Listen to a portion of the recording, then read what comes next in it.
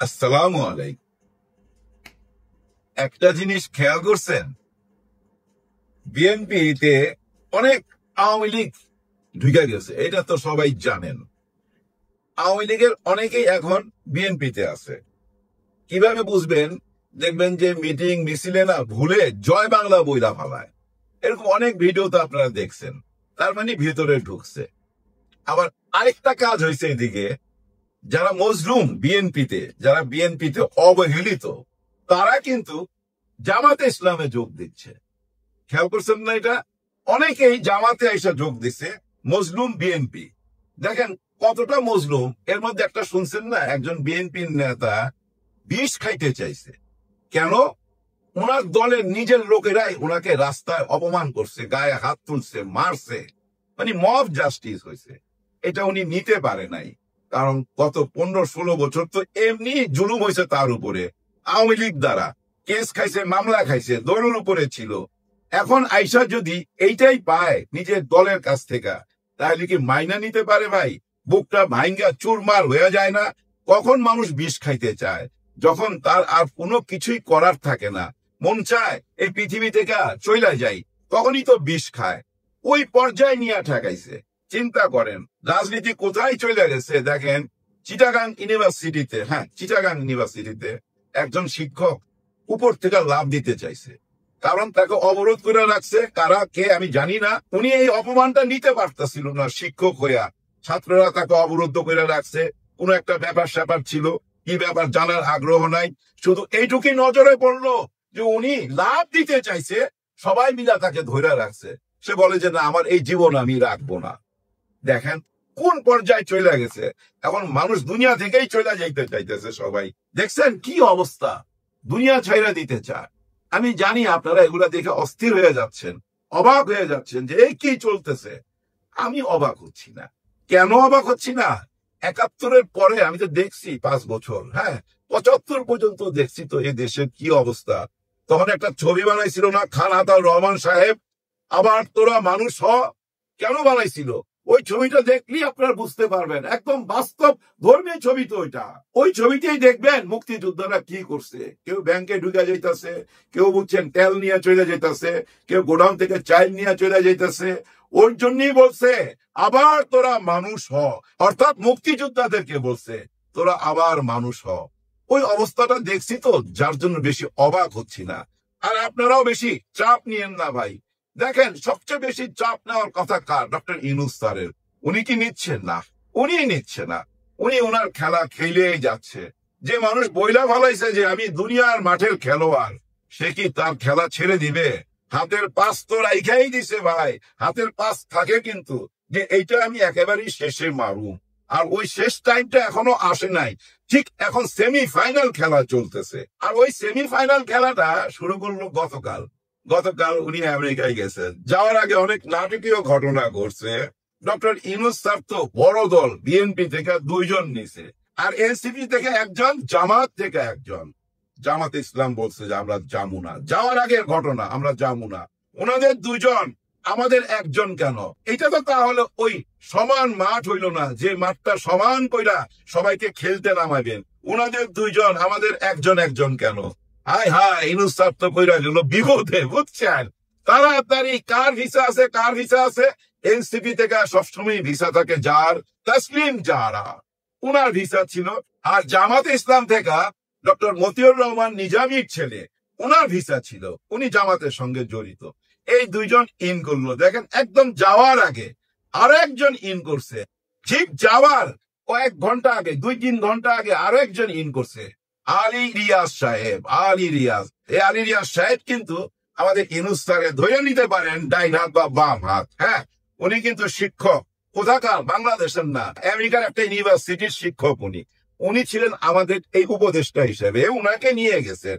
এখন এই নিয়ে যাওয়া নিয়ে অনেক কথাবার্তা হচ্ছে। এর মধ্যে আপনারা অনেক কিছু দেখছেন।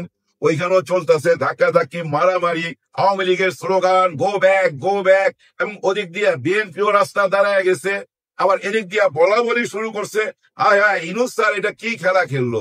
আসলে তো ইউনূস স্যারের কোনো দল নাই, উনি তো কোনো রাজনীতিবিদ না। উনি বড় দলকে সঙ্গে নিয়ে গেছে, কারণ বিএনপি তো ভাই আমেরিকাতে ক্ষমতা আছে, ওনার দল ভারী কিন্তু ওইখানে, ওরাই কিন্তু এখন দেখেন ঠেকায় দিছে এই আওয়ামী লীগদেরকে।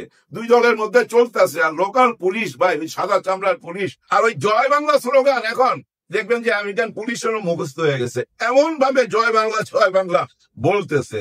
যাই হোক, এগুলা তো চলবে, এগুলো এখন না ভাই, বহুত আগে থেকেই দেখে আসতেছি, এটা কোনো ব্যাপার না। এই ধাক্কা ধাক্কি দেখে অবাক হইবার কিছু নাই, কিন্তু প্রশ্ন হইলো কেন নিয়ে গেছে, এটা আপনাকে বুঝতে হবে। আর এই নিয়ে যাওয়ার পিছনে কারণ কি জানেন ভাই? ইউনূস স্যার কিন্তু সবাই, এই যে ইনারা যারা সাথে গেছে মিটিং এ দেখছে 1 ঘন্টা 2 ঘন্টার জন্য, কিন্তু পুরাপুরি তো দেখে নাই, মানে 24 ঘন্টা কি দেখছে কাউকে জানার জন্য, বুঝছেন? ওর সঙ্গী হইতে হয়, 2-3 দিনের সঙ্গী হইলে না ওই লোকটাকে বোঝা যায়। ওই ক্ষণিকের দেখা বোঝা যায় না, 2-3 দিন একসাথে থাকলে বোঝা যায় যে মানুষটা কেমন। আর ইউনূস স্যার কেমন মানুষ জানেন? খুব ঠান্ডা মাথার মানুষ। উনি খেলাটা শুরু করছিল লন্ডন থেকে। হ্যাঁ, লন্ডনে যখন তারেক রহমান সাহেবের সাথে বৈঠক করলো, ওইখান থেকে বুঝছেন খেলাটা শুরু হয়েছিল। পরে এসে এই যে সেমি ফাইনাল এখন শুরু হইলো, এই যে আমেরিকায় নিয়ে গেল। এখন দেখেন মিটিং টিটিং সারার পর যখন ওনারা নিজের রুমে বসবে, ইউনূস স্যার তো তার রুমে ওনাদেরকে নিয়ে বসবে, এই 6 জনকে নিয়ে বসবে ভাই। আর এই বৈশা চা নাস্তা বিস্কিট খাইতে খাইতে ইউনূস স্যার কিছু কথা বলবে। উনার টার্গেটটা কি উনি বুঝায় দিবে। নিশ্চয়ই উনি শুধু বুঝায় বলবে না, কিছু দেখাবে। হ্যাঁ, কি দেখাবে বলেন তো? উনার ল্যাপটপের মধ্যে এমন কিছু থাকতে পারে, ধরে নেন ওনাদেরকে বসাইলো 6 জনকে, যে দেখেন আমি কিছু দেখাই। আর ওইখানে কিছু দেখাইতে লাগলো, দেখাবে, আমি জোর দিয়ে বলতেছি না, এটা আমার চিন্তা ভাবনা। সেটা কি? এই যে আন্তর্জাতিক বিচার ট্রাইব্যুনালে কি কি বিচার হইতে যাচ্ছে, উনারা বলছে না নির্বাচনের আগে বিচার দৃশ্যমান হবে, সেটা নিয়ে আলাপ করবে। শুধু আলাপ না, সেটাও দেখাবে। ওইখানে না ভিডিও সহকারে এবং অডিও ক্লিপ সহকারে শুনে দিবে যে দেখো কি কি প্রমাণ আছে আমাদের কাছে, এই বিচারটা হবে কিনা তোমরাই বলো। তখন ওই 6 জন বলবে বাপ রে বাপ, উনি তো অনেক দূর আগে চলে গেছে ভাই। হ্যাঁ, অনেক দূর আগে চলে গেছে। আন্তর্জাতিক বিচার ট্রাইব্যুনালে 47 জন 48 জনের সাক্ষী অলরেডি গ্রহণ করা হয়ে গেছে। এখন যুক্তি তর্ক চলতেছে, শেখ হাসিনার পক্ষের উকিল যারা করতেছে সেই কাজ চলতেছে, বিচার বেশি দূরে না। আবার এটা ভাইবেন না যে ওই যে শেখ হাসিনাকে ধইরা আইনা ঝুলাবে, এরকম কিছু আমি বুঝাচ্ছি না। আমি বলতেছি বিচারটা আগাচ্ছে। আর দৃশ্যমান কি? দৃশ্যমান করতে হইলে তো ভাই আসামি আপনার হাতে থাকতে হবে। জুলাইয়ের হত্যার আসামি তো জেলে আছে ভাই। এই বিচারের রায় কি আগামী 5 মাসের মধ্যে হবে না? হইতে পারে ভাই, সেটাও দেখাই দিতে পারে। আর এই দেখায়া উনি বুঝাই দিবে যে আমরা বৈশা নাই। দেখেন আসিফ নজরুল সাহেব কয়েকদিন আগে বইলা একটা কথা ট্রল হয়েছে না, উনি কি বলছিল?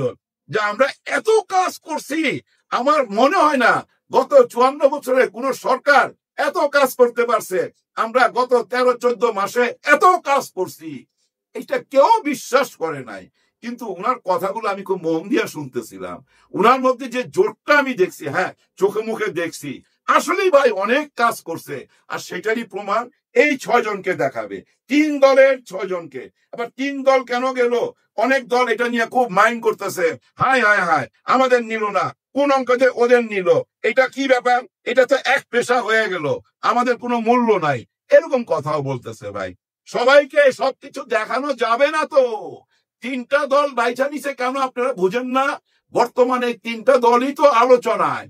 দেখেন এনসিপির নিবন্ধন নাই, তারপরও আলোচনা শেষ আছে। ওনাদের প্রতীক নাই, ওনারা একই প্রতীক 3 রূপে চাইছে। একটা হলো কি হাতে আঁকা একটা শাপলা, অথবা লাল শাপলা অথবা সাদা শাপলা, এই 3টার একটা আমাদেরকে দিতেই হবে। কেন দিচ্ছে না জানি না, এখানেও কোনো রাজনীতি থাকতে পারে। যাই হোক, এই 6 জনকে জানেন যন্তর মন্তর ঘরের মধ্যে নিয়ে এমন ভাবে মগজ ধুলাই করে দিবে, এমন ভাবে বুঝাই দিবে যে দেখো আমার হাতে কিন্তু এগুলা রয়ে গেল, আমি কিন্তু এই করুম, তোমরা যদি এক না হও, 3 জনকে এক হইতে হবে, এক জায়গায় আসতে হবে। এক জায়গা মানে কি? কিছু আমি ছাড় দিব, কিছু তোমরা ছাড় দিবা, কিছু তোমরা ছাড় দিবা। 3 দলকে কিছু কিছু ছাড় দিতে হবে। দেখেন এই গুরুত্বপূর্ণ 3টা দলের প্রতিনিধিরা ঢাকায় আইসা কি বাণী দেয় এই প্রেসের সামনে, সেটাই হলো আসল জিনিস। হ্যাঁ, কোন দিকে দেশ যাচ্ছে আপনারা তখনই বুঝতে পারবেন। হাল ছাইরো না বন্ধু, কেউ হাল ছাইরো না, সঠিক পথে যাইতেই হবে। এই ভ্রমণটা আমেরিকার, এটা হলো সেমি ফাইনাল খেলা। ফাইনাল খেলা কিন্তু ওই যে বললাম হাতের পাস রাইখা দিছে। এখানে যদি রাজি না হন, অন্য একটা পন্থা তো আছেই। সে পন্থা কি সেটা বললেই ভিডিওটা শেষ করি। এই সরকারটা বৈধ না অবৈধ এটা কে স্বীকৃতি দিছে? আমাদের আপিল বোর্ড থেকে এই স্বীকৃতিটা আসছে, তাই না? এখনো যে সরকারটা টিকে আছে, কার জন্য টিকে আছে জানেন? আমাদের প্রধান বিচারপতি সাহেবের জন্য টিকে আছে। মাননীয় প্রধান বিচারপতি সৈয়দ রিফাত আহমেদ সাহেব পুরো জুলাইটাকে জানেন বুকে ধারণ করে। হ্যাঁ ভাই, বুকে ধারণ করে। ওনাকে আমি সবচেয়ে বেশি প্রাধান্য দিতে চাই, এবং ডক্টর ইউনূস স্যারও সবচেয়ে বেশি প্রাধান্য দেয়। ওনার সাথে কিন্তু ডক্টর ইউনূস স্যারের কয়েকবার বৈঠক হয়েছে। ওই বৈঠকে কি কি আলাপ হয়েছে ওর একটা সারমর্ম কিন্তু এই 6 জনকে বুঝাই দিবে যে দেখো, তোমরা যদি এক জায়গায় না আসো তাহলে কিন্তু আমি আইন অনুযায়ী, একেবারে আইন অনুযায়ী এই পথে চলে যাব। আর সেই পথটা কি জানেন? হ্যাঁ না ভোট। ওইটাও বলবে কিন্তু ওইখানে যে আপনাদের জিয়াউর রহমান সাহেবের আবিষ্কার হ্যাঁ না ভোট। দেখেন, জিয়াউর রহমান সাহেব যখন ক্ষমতা নিছে তার 4.5 বছর পর নির্বাচন করছে, কিন্তু এই 4.5 বছর কিভাবে টিকা ছিল প্রেসিডেন্ট হইয়া? আপনারা বলেন কোন সিস্টেমে? উনি একটা সিস্টেম বাইর করছিল, উনিই কিন্তু আবিষ্কার করছিল হ্যাঁ না ভোট। ওই হ্যাঁ না ভোট দিয়া ওই 4.5 বছর টিকা থাইকা তারপরে নির্বাচন দিছে। হ্যাঁ না ভোট আসবেই ভাই, যদি না মাইনা নেয় উপায় নাই। এবং বিএনপি যে বলবো আমরা মানুম না, তাহলে তো ভাই সবচেয়ে বড় প্রশ্ন চলে আসে, তাহলে কি ওনারা শহীদ জিয়াউর রহমানের আদর্শ মানে না? আপনারা একটা জিনিস মাথায় রাখেন, তারেক সাহেব কিন্তু ভারপ্রাপ্ত চেয়ারম্যান, আসল চেয়ারম্যান কিন্তু আমাদের বেগম খালেদা জিয়া।